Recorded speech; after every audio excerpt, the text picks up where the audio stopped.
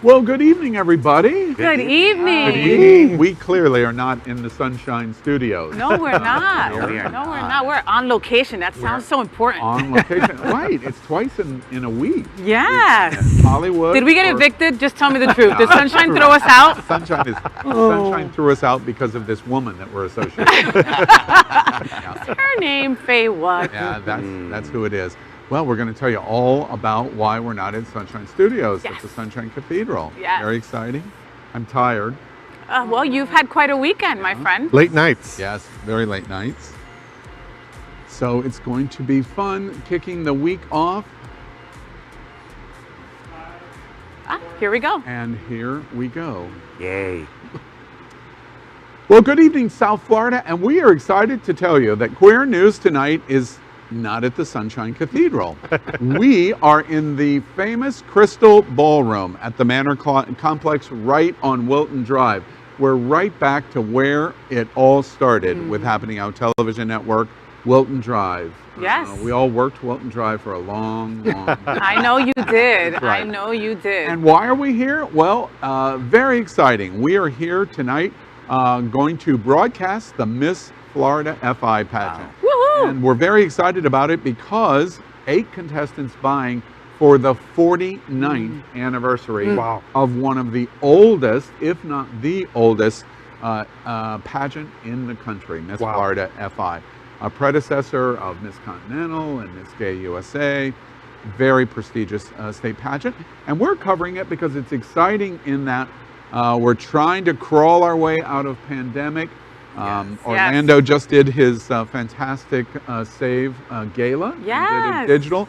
This is a gathering in place, and this is really just for fun, all party in this. Okay, no, but you say it's just for fun, not to these girls. These girls, it's all about winning this crown. And hard work, and they're talented, Orlando. Like, these girls, they don't play. That's right. You know, I saw some of them on the way in working on their, like, backup dancer stuff and all that kind of stuff, and they're, like, focused. Like, don't talk to me, white girls, just keep on walking. Wait, they call you white girls? Well, they were looking down. Yeah, so, you know. okay. And it's really interesting. You still have time to get down here this evening to the Manor. We're in the Crystal Ballroom, which is going to be all of the production, the evening gowns, swimsuit, etc. Lots of talent. A bevy of former Miss Continentals and Miss Floridas through the years are here and performing. Yes. Danielle Hunter, the iconic Danielle Hunter, is here tonight. So it's going to be a lot of fun. And the entire rest of the Manor, these 8 girls have exploded all over it in many creations of dressing room space. So you're not kidding about what we're getting ready to see. Last night, we have to do a shout out. Yes, you and I. yes. Velvet Lenore. Oh my God, she won, yes. At large. And you know, she's a friend of the show. She's been on Queer News. She's been on It's Happening Out. And she is just a wonderful, wonderful woman. We went to a fundraiser for her a couple months back that was especially for Miss Florida FI. And she won it, baby. She took it home. When she got crowned last night, she broke out crying. Isn't that cool? It's great. Congratulations, Velvet. And oh, by the way, I had never seen a Mr. pageant before last night, and I don't think I'll ever miss one again. It was so much fun. There were so many dancers, so many big production numbers. It was like... I'm surprised you didn't jump up there and lick their sweat, Al. I mean, that's like, you know. Wait, why do you think I didn't? All right. Well, we're here. Miss Florida FI pageant tonight here in the Crystal Ballroom. And we're celebrating by broadcasting Queer News Tonight. So, welcome to Queer News Tonight, the world's first and only LGBTQ plus daily evening news. It's time to queer up the news. It's 8 p.m. Monday, October 4th, 2021, and we are literally out of the closet and into the headlines. So many of your important stories we're going to tell this evening on Queer News Tonight.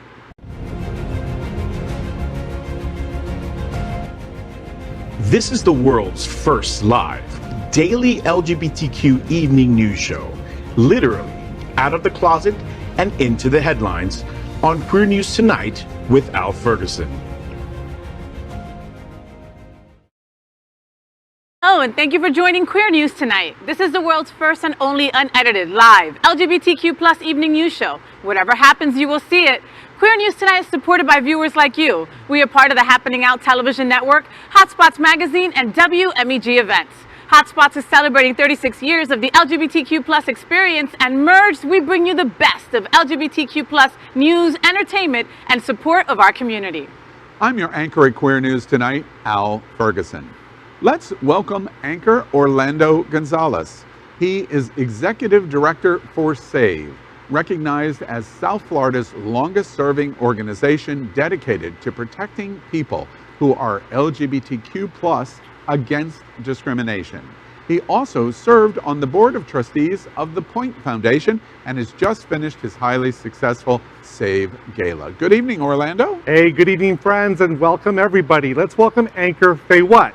She's a radio and television Orlando, you didn't do it right. You can't. Hey. You cannot introduce me without saying Faye Watt correctly. What? It's in my contract. Okay, well, let's welcome Faye Watt.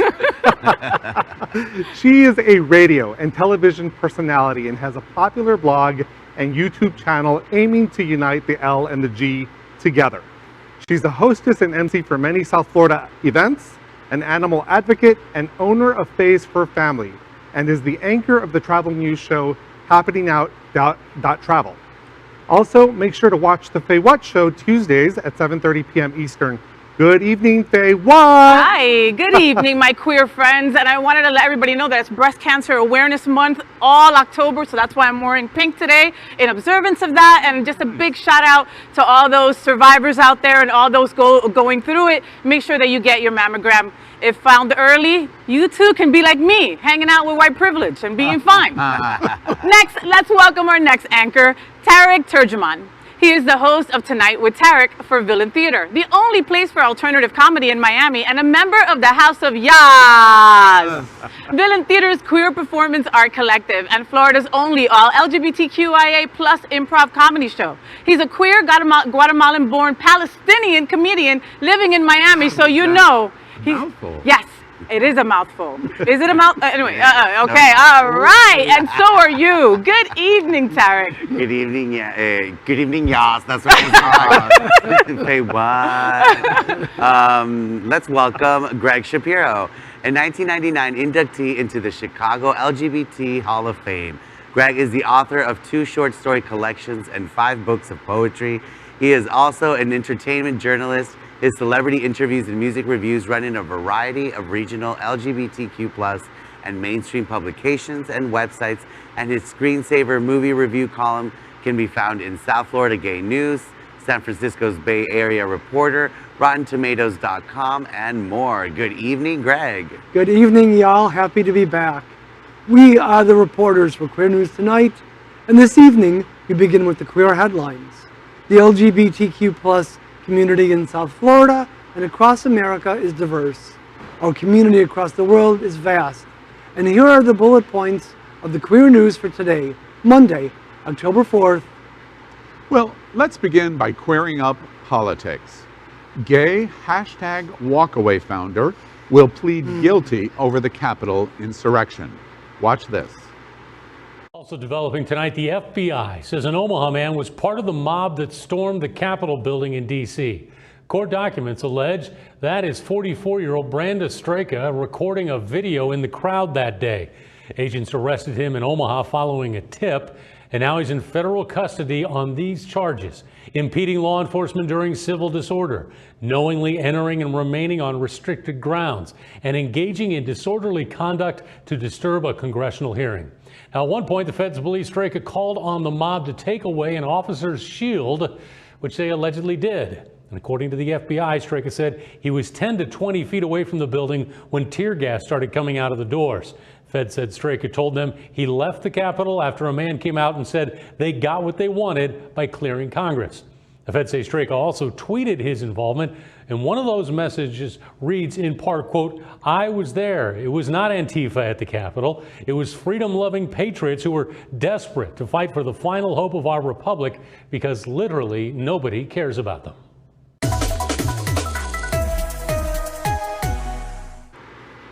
Brandon Strzok, 43, will appear in federal court tomorrow to enter his plea after he posted a video online of himself at the Capitol that day and multiple social media messages calling for more violence. Strzok, who appeared multiple times on Queer News Tonight's LGBTQ plus presidential town hall debate, is a hairdresser from New York who got some fame in 2018 for his hashtag Walkaway organization that encouraged groups that usually vote for Democrats, like LGBTQ people, to walk away from the Democratic Party and vote for Republicans. He claims he was once a Democrat. Your boyfriend, Strzok, because that's what I'm going to call him, is your boyfriend, is an idiot. And I would never let him touch my hair. Now that I know he's a hairdresser, I would never. Of course he took a plea. I mean, come on. He's got lawyers, right? Lawyers are going to tell him take a plea because you're an idiot and you wanted revolution and you got caught.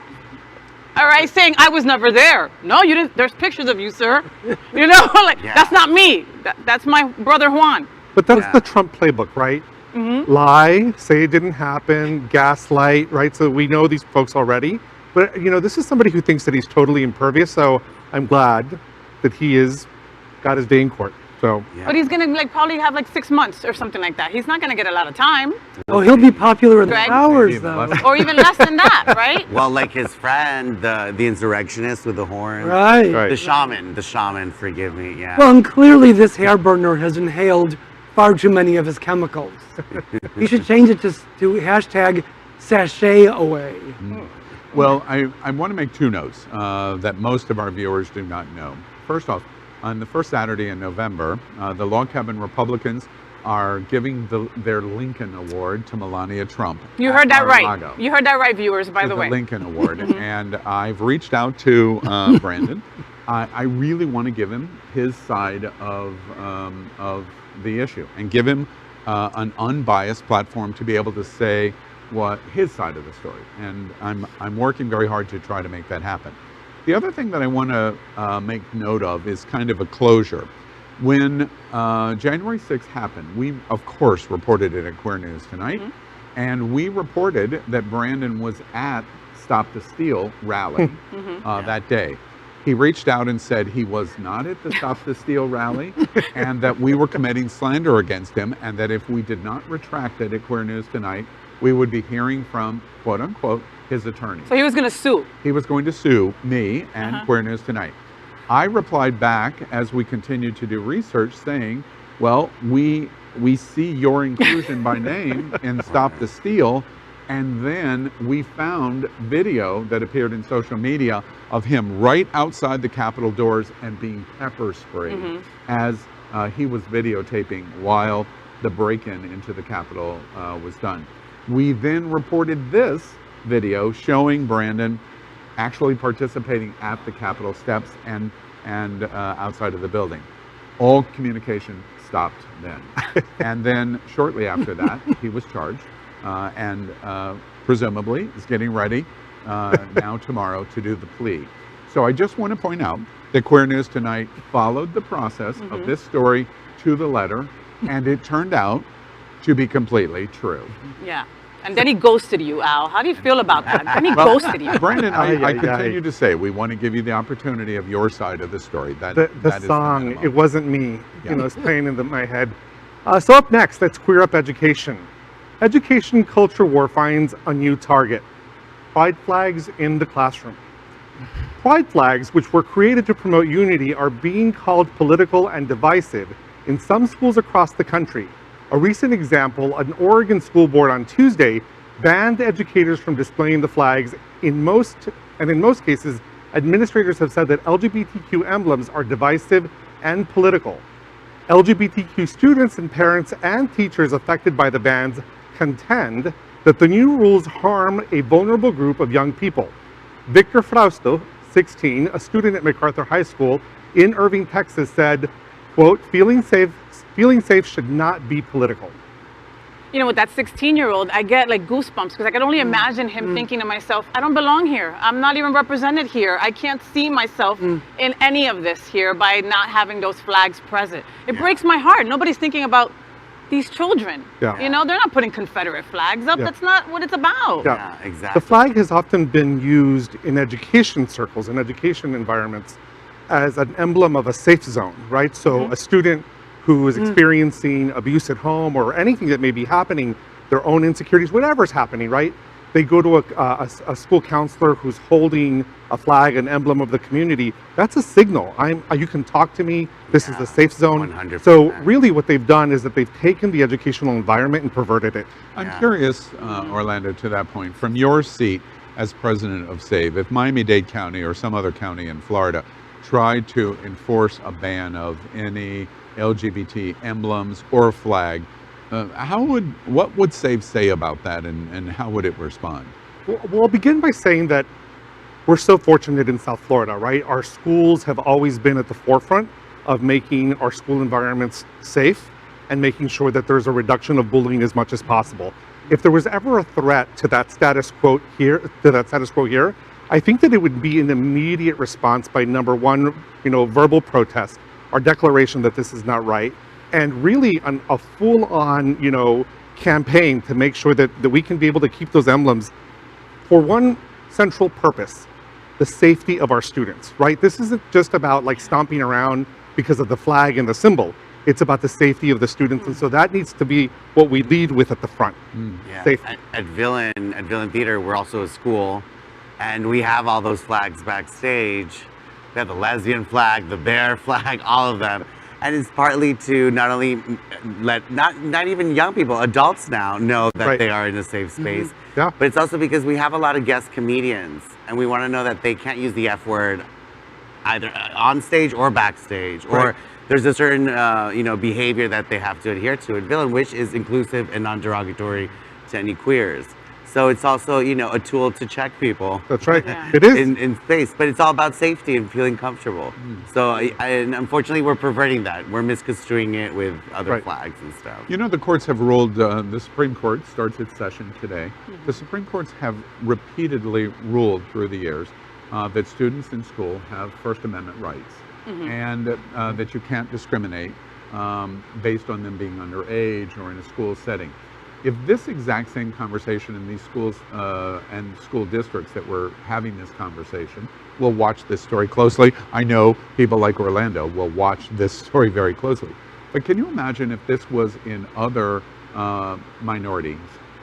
If this was an issue where you can't talk about black, or you can't talk about being Latino, or you've had Black Lives Matter memorabilia or stuff is not allowed in some places of work, or or you can't put something pink because you're a cancer survivor, and they don't want to put that out there either. So this trips dangerously into an expression of limiting free speech, which the courts have repeatedly said you cannot do, and hopefully that will be the same conclusion here. Next up, we queer up South Florida. Hotspots Magazine and Scott Holland present What's Hot This Week. So every Monday we report on Hotspots Magazine's What's Hot This Week and bring you our favorite events this week in South Florida. On Wednesday, join WMEG for the monthly Pride Skate Night at Extreme Action Park, featuring the new Miss Florida FI at Large, Miss Velva Lenore, and DJ T Promix. On Saturday the 6th, the annual Diversity Honors, honoring those who are transforming lives by living authentically and advancing inclusiveness, takes place at the Seminole Hard Rock Casino and Hotel in Hollywood starting at 5 p.m. On Monday, as part of National Coming Out Day, October 11th, ArtServe will show a 20-minute black and white documentary film entitled Open Dialogues, Stories from the LGBTQ Community. Get full information on these and other events in Hotspots Magazine's on stands now. I got a preview of Open Dialogues. That is one of the most moving, most inspiring pieces of artwork, and it is just incredible. So I hope more people get to see it. Aren't you surprised from your seat, Orlando, that we are not more preoccupied with National Coming Out Day?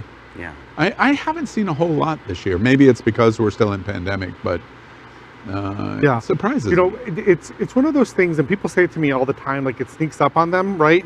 And it's because there's no events that occur around it. It's more about people telling their stories, and they use social media to say, when I came out, this is what my experience was like. And so it's more at the individual level than it is something that we do at the community level with events. It's different. It's my favorite religious holiday. That's funny. We do wish all the luck. Orlando reminds me, one of the best prides in the country is in Orlando. and their pride is called Come Out with Pride because they will celebrate this weekend in conjunction with National Coming Out Day. That's great. I have to say one other thing about Scott Holland's story. Congratulations to Scott. He puts on Miss Florida FI with Allison Thomas, and really good job. And shameless plug, although for a good cause, next weekend I will be hosting Diversity Honors, the red carpet with Kitty Meow. Nice. And it's a very, very important event that raises funds for the Pride Center at Equality Park and the Harvey Milk Foundation. So make sure you come. Seminole Hard Rock, it is just an absolute blast and hasn't happened since 2019. So we're really happy it's returning. And you get to see Al's funny shoes. He always wears funny shoes on the red carpet. Check it out. What? I gave away your secret. Scandalous. I know. It's been revealed. Now, let's queer up the USA. California will become the first state to track the violent deaths of LGBTQ people. In a historic move, the state of California will be the first to pilot a program that will record sexual orientation and gender identity demographics of victims. Advocates say that the 3-year pilot program will fill a critical gap in the state's understanding of violent crime and victimization, as well as allow for policymakers to design legislation that targets the unique needs of LGBTQ+ Californians. The state's Department of Public Health already tracks other data statewide, such as births, deaths, and marriages, but sexual orientation and gender identity have previously not been included in the data collection. The legislation calls for the creation of the California Electronic Violent Death Reporting System, which will record violent deaths, including suicides and homicides. So it's already been documented that crime against LGBTQ people goes underreported, right? A local professor here at Florida International University, Professor Basicki, did a micro study by asking people whether or not they have experienced crime, and he found a large number of people were experiencing crime. And then when they compared that data to what was being reported by the county and the state, there was a discrepancy. And so doing this, I think at the state level for California really puts them at the forefront as leaders in making sure that we get this data reported. That data is so important. And you know, when I read this story, Orlando, the first people that I thought about was our trans brothers and sisters. I mean, they're definitely way underreported. And you know, those statistics are so important. They're always getting misgendered on police reports, and you know, so that data's never accurate. So to do something like this would really, really help, you know. So I hope Florida follows suit someday. And that was going to be my question to you, Orlando. What do you think the chances are that Florida could follow? I know Florida and California are completely different in their state management, Gavin versus who we've got, etc. But what kind of chance is there that Florida might do something like this? Well, one of the things that we always look at in terms of change in Florida is the incremental change that occurs by Miami-Dade County making a move, Broward County making a move, Orange County making a move, right? We do it at the micro level, and then we build up. So we have to start at the local level where we're incredibly progressive, incredibly supportive of the community, and then we'll be able to sort of build on that and go to the state. We're not a blue state. We've got to do things very differently. So we rely on those blue counties in order to do the kind of work that is supportive of the LGBTQ community. So That's very interesting. Very interesting. And next, we queer up the world. Russia considers banning LGBTQ ideology for being an extremist movement. State media in Russia reports that the Russian government is considering a ban on anything associated with the LGBTQ movement, along with other extremist ideological groups rising in the country.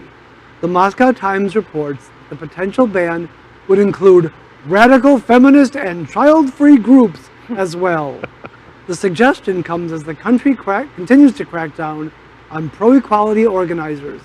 This week, 3 organizations and 22 people were labeled foreign agents by the Russian Ministry of Justice, including the Ivanovo Oblast-based Center for Gender Studies, a founding member of Pussy Riot, and a publication created by punk performance group Media Zona.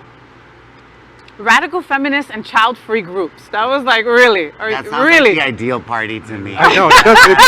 I want to go to that party. Right. I want to be part of that I party. think that the Russian government is an extremist Absolutely. organization. So Yeah. what are they going to do about that one, right? And their leader, for sure. is And extremist. again, it also, LGBTQ rights, unfortunately, is used as a weapon to create a lot of distraction too. And I think a lot of the younger population in Russia is starting to reject, Putin and his, czarness, but czar Putin, yeah. Bizarreness. So and he can't control that. Yeah. So inevitably, LGBTQ rights are being used to cover that up a lot in that country. Yeah. But the more attention we get, the more we flourish. So It's interesting because many people, we at Queer News Tonight cover what's happening in Eastern Europe for LGBT very closely. Hungary, Poland especially. Poland's LGBT-free zones are under complete collapse now because of what the European Union has done in saying we're withholding money now if you continue this, and Poland's collapsing in terms of that policy. I constantly try to make the point that we're watching two different things. Russia and Poland and Hungary are two different things. Poland and Hungary are doing it because of their rejection of homophobia, the reflection of homophobia, and that's why it's going on in Poland and Hungary. While Putin is homophobic, that's not why it's going on in Russia. The reason it's going on in Russia is because these quote-unquote extremist groups, radical feminism, religious organizations that oppose the Socialist Party in Russia, and LGBT are a danger to Putin from a political standpoint. And he is doing this fence them in tighter and tighter and tighter 100%. because he's trying to eliminate opposition to his politics, which while he is homophobic, is not the reason he's doing it. Yeah. He's doing it to try to control opposition to him and his party, to hold on to control in Russia. Ultimately, it will fail. Everywhere in the world through history, we've watched these kind of moves fail, and it will in Russia too. But he will try. He will. Oh, yes, you will. That is our queer headlines for today. So let's catch up on the LGBTQ plus news surrounding COVID-19 with our special segment called Quarantine Quickies. Queer News Tonight has reported on coronavirus on every news broadcast since January 6, 2020. And tonight we report that as of today, more than 3,117,000 LGBTQ plus Americans have contracted COVID-19. Queer News Tonight remembers the more than 50,000 LGBTQ plus Americans that have died from coronavirus. But the news is improving because as of today, more than 396 million vaccination doses have been administered in the United States. That is our pandemic news for tonight. Next, we report on our partnership with Sunshine Cathedral, the largest queer church here in Fort Lauderdale. We usually broadcast from our permanent set at Sunshine in supporting that partnership. Happening Out Television Network broadcasts the largest LGBTQ plus religious live broadcast in the world, as more than 30,000 watch every Sunday at 10:30 a.m. Eastern. Watch this.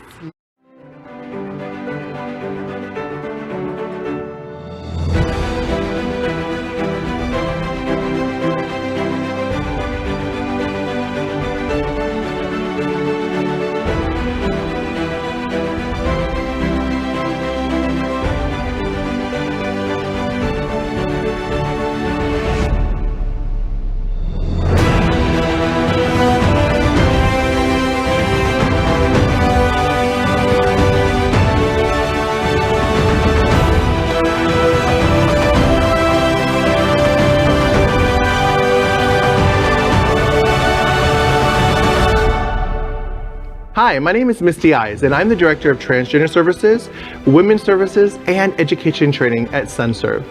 And Sunshine Cathedral is my queer church. That is today's news for the LGBTQ plus community on the world's first and only daily LGBTQ plus evening news show. Is our community important to you? Then help us by liking and subscribing. Ring the bell for updates. Share this news with your friends and family. Post this broadcast in the many groups you are a member of. Tonight's story about our community deserves the attention of your family and friends. Queer News Tonight is the only live LGBTQ plus digital television in the world that is out of the closet and into the headlines. We need your support. If our community is to grow, we must tell our stories and bring them to the attention of the broader world. This is the only place in the world that tells these LGBTQ plus stories in motion and sound. And that is the passion of Happening Out Television Network and Queer News Tonight.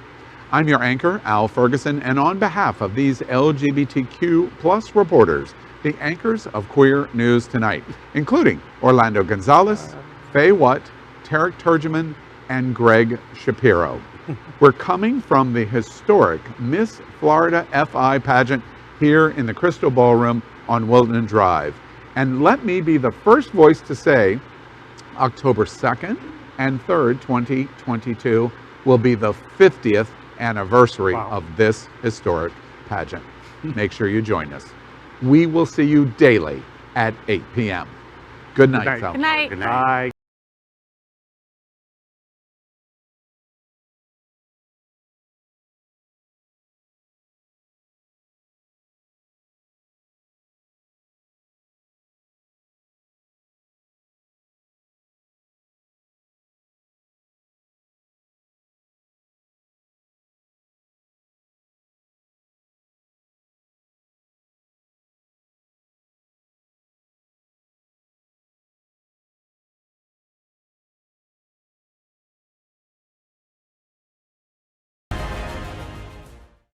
LGBTQ plus news is vital for our community and for the broader world as a whole.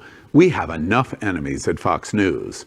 Tucker, Sean, and Laura are loud. We need passionate allies. Happening Out Television Network, Queer News Tonight, and It's Happening Out are literally out of the closet and into the headlines. Our community needs your support. Like this broadcast and subscribe now to ensure the growth of the entire LGBTQ plus